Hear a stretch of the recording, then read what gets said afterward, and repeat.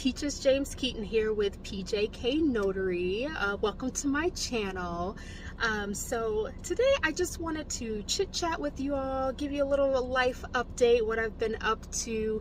I'm actually on my way to 2 signings today, so just thought I would pop in since it's been a little while and just chit chat with you all.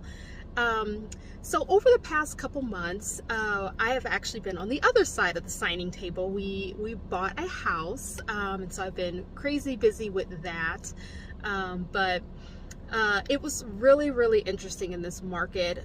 We started our search for a house earlier this year, January, February. We started to look, and the market was just crazy out there. We really, I knew the market was crazy. You hear it on the news, you hear things, but until you're really in it and you're experiencing what's happening, I didn't really truly understand what that meant when, oh, it's a crazy market out there. I didn't truly understand until we were in it. And then I was like, okay, now I really get what's kind of going on here.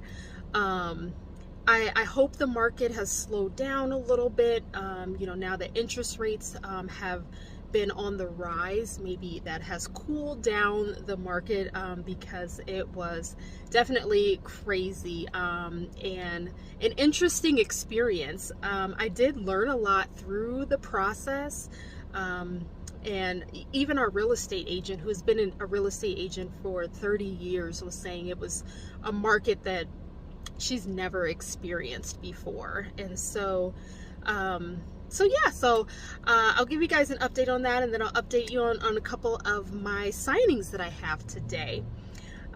So with the housing market process, oh my goodness, where can I even begin with it?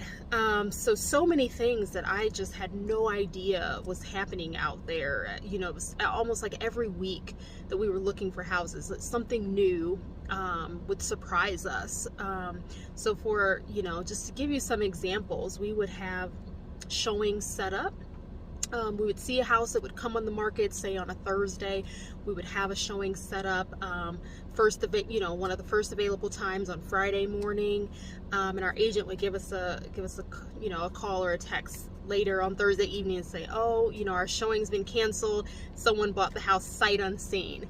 And I was just like, what? Sight unseen? Like, that was just crazy to me, because I know that many times we had looked at pictures online and, oh my gosh, the pictures look fantastic, and then you actually get to the house and it's not the same as what the pictures show. You're noticing all these other things in the house that the pictures don't always show. And so that was just crazy to me that people are purchasing houses sight unseen. So that was one of our first experiences of like, okay, it's that type of market. People will just buy a house sight unseen.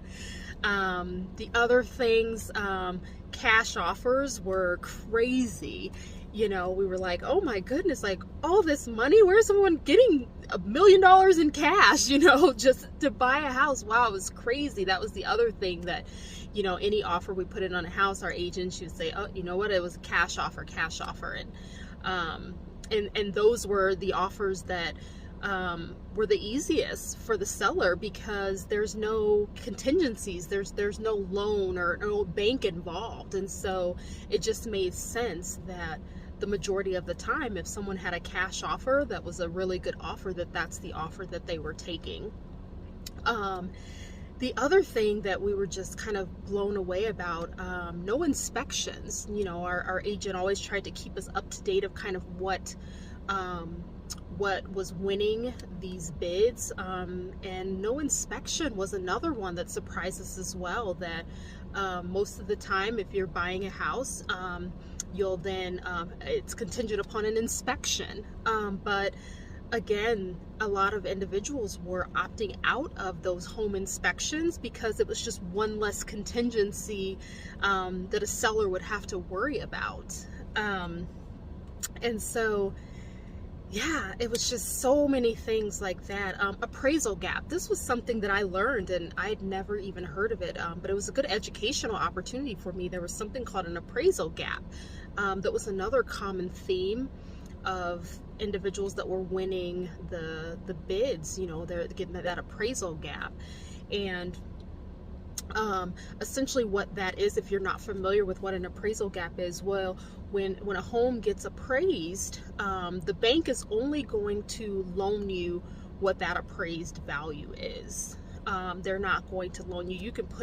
Someone can put in an offer, for $1 million, but if the house only appraises for $200,000, it doesn't matter what that offer is. The loan is not going to give you $1 million loan just because that was your offer. They're only going to fund that based on the appraisal. And so what a lot of individuals then had to do, because the houses were going so much over asking, is they would have to also do an appraisal gap. And so what that would mean is they would pay whatever amount above the appraised amount was. So for example, if there was a house that got appraised at $200,000 and you put in an offer for $210,000, let's say, you could have an appraisal gap to say $10,000. If this house only appraises for $200,000, I'm willing to give an additional $10,000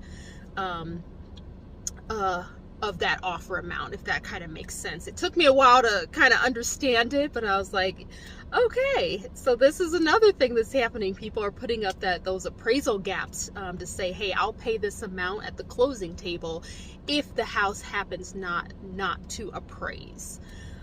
So anyways, there was just so many different things that we had to learn along the way. We had to switch up our strategy a little bit, but one thing we were committed to doing was to not let the market put us in a crazy financial situation. We were not willing to just go in on the deep end and be willing to just put ourselves in a financial bind or put ourselves in a financial situation that wasn't a good one by trying to do all of these different things to win an offer.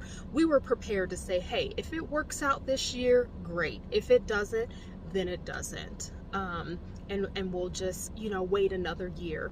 And that's kind of our mindset going in. And I felt that was important, and because we weren't willing to just kind of go crazy along with the market and put ourselves in a financial bind. So luckily it did work out. We did have to change up our strategy a little bit, but we didn't have to go too much to the dark side. A little bit, but not too much to where we just went crazy along with the market. So that is kind of what's been going on. The big thing is just, going through that housing process and getting everything set up. So that's been really good. And so now now that the house has slowed down, I've gotten things kind of in order. I've really started back, because I kind of cut back a little bit on signings and inspections and kind of all the part-time things I was doing on top of my full-time job. I had slowed those things down just because there was so much with the house going on. But now I've started to pick things back up. So like I said, today I do have 2 signings. One is a seller's signing, and the other is actually a general notary work. It's a power of attorney. So couple things that I want to share. One, both of them came actually through my Google business page. So if you do not have a Google business page set up, I definitely recommend setting one up. I've gotten so many orders for general notary work. That's the main thing I get through my Google business page, is my general notary work. But I have gotten a handful of loan signings through there as well, and just other various requests through there, like I-9. So definitely I would say, if you don't have a Google business page, definitely set one up, because that is actually where my signings are coming from today. The other tip that I have, the signing that I have today, is actually a property that is in Florida. And with Florida properties, some of their requirements on deeds are a little bit different. So it's important not only just to know your own state laws, but sometimes just knowing a little bit about another state law is important.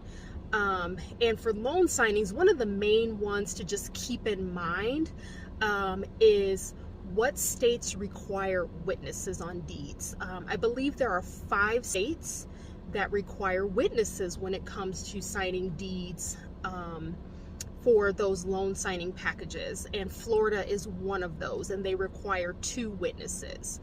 The other thing to keep in mind is some states, the notary is able to act as one of those witnesses, and some states that's not allowed. So it is important that if you do get a loan signing that's not in your state, just kind of keep that in mind, or just take a quick peek at the NNA website. They list what those states are. I think Georgia's one, maybe South Carolina, but NNA website will list out what those 5 states are that require witnesses, and then which states where the notary is able to act as one of the witnesses. And I learned that really quickly. Actually, my very first signing that I had was a seller signing, and the property was in Florida. And I was so happy. I don't even know how I even thought about it. Actually, I do know. What do I mean? I don't know how. My first signing, I was going through the loan package the night before the signing, and I noticed on the deed it had witnesses on there. And I was like, oh, let me just double check if witnesses are going to be required for this property. And sure enough, you know, once I reached out, they were required. And so I always keep that in mind now when I am looking at the paperwork, is where the property is located, because not all the time the property is located in your state, especially for sellers. You know, there are always individuals that are selling properties that they own in different states.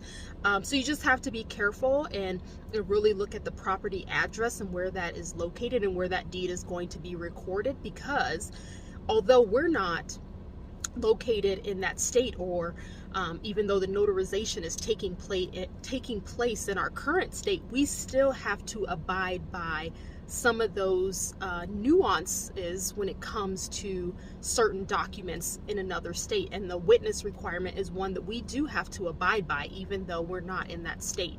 So the property today is another Florida property. So I did know that 2 witnesses are going to be required. But the thing is, very rarely, I actually don't think I've ever had it happen to where whether it's a signing service or the title company, whoever you're in contact with, very rarely do they tell me up front, yep, the individual, they're witness required, this individual is providing the witnesses. I always seem to have to make sure that is the client providing a witness? And that was the case here. I didn't realize it was a Florida property until I got the documents. And then once I did, I was like, oh, it's a Florida property. Let me check on the witnesses, because most of the time for myself, I'm not able to bring anyone with me, because you can, as the notary, you can provide that as a service to bring a witness with you and provide that. But for me, many times I am not able to do that, to provide the witness. So I always have to double check with the title company or signing service to say, hey, I see this property is located here in Florida. Will the client be providing a witness? So that's just another thing to make sure you double check on that, because sometimes they might be assuming that the notary is going to provide the witness, and that's not always the case. And so definitely double check that before you get there, because you don't want to get there to the signing table in the signer's house and now you're going to have to make a trip back because no one had witnesses there to be able to complete the signing for it. So the other thing, my power of attorney signing today. Really excited about that. Again, it came through my Google Business page, so definitely set that up if you haven't. Came through Google Business, so that should be some nice quick cash there for that general notary work. But anyway, so I'll let you guys know how the signing and everything goes. If you're interested in any other particular content or any other topics that I can help you out on your notary journey, please post them down in the comments below. Otherwise, thank you all for watching today and chit-chatting with me, and we'll see you in the next one. Bye, everybody.